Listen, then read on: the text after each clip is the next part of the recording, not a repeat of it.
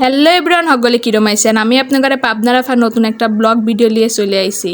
আশার গোস্ত খায় না এরম লোক হারিকেন লাগা দি খুঁজলি দুই একখান পাওয়া যাবেরও পারে, নাও পারে। আর ওই হারিকেন লাগা খুঁজলি তার মধ্যে আপনাদের পাবনা রাফা একজন।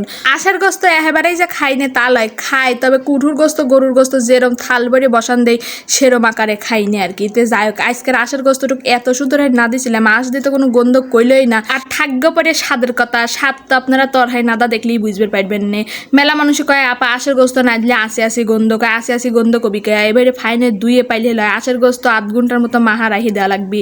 হেনে শুকনো মরিচ, নুন, সজের গুঁড়ো, হলুদের গুঁড়ো, গোলমরিচের গুঁড়ো, আদা বাটা, জিরে বাটা আর সোয়াবিনের তেল দিয়ে এই গোস্তটুকু আমি আতে মনে 5 মিনিট দ্বারা কষা কষা মাহা লিছিলাম আর কি। আত দিয়ে মাহা সাহা ডাহুন দিয়ে দেখি আধা ঘন্টা জন্য থুয়ে দেবো। আর এতরে মশলা কষানির জন্য খানটুক করার মধ্যে সোয়াবিনের তেল, সজের গুঁড়ো, থুকু কি কই, পেঁয়াজ, রসুন, কাঁচামরিচ, তেজপাতা, এলাচ, দারচিনি আর ওদের কালা গোলটো ফলের নাম আমি জানি না। পেঁয়াজ রসুনের সাথে এটা মরা মরা হয়ে বাদামি কালার হয়ে বাইচে লেবো। তবে কই আশের গোস্ত জাল না হলে কিন্তু স্বাদ লাগে না। সবসময় নাদার সময় চিনতে পারবেন আশের গোস্ত একটু জাল বেশি দেওয়ার জন্য। নিতে পেঁয়াজ মরা মরা আসলি সারলি আশের গোস্ত যে মাহাত হয়েছিলাম সেইটা ফক্কত করে ডাইলে দিছি, দিয়ে এখন লাইডে সেরে খানটুক কষা কষা লেবো। আর এই আশের গোস্তর মধ্যে আইসে কিন্তু আলাদা হয়ে কোনো পানি দেবো লয়, ডিশ দিয়ে যেটুক পানি ওটুকি দিয়ে এইটা লাড়া সারা হইরে খালি ডেহে ডেহে কষা কষা কষা কষা নাচবো। আর এই গোস্তটুক ডেহে ডুহে কষা কষা নানতে আমার 3-4 ঘন্টা লাগিয়ে গেছিল।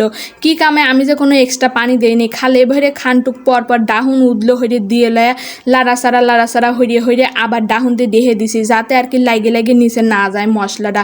আজকে এক কথায় গোস্ত তেলে আর মশলায় সেদ্ধ হয়ে হেলাইছিলাম। আর এই নানতে আমার 3-4 ঘন্টা লাগিয়েছিল।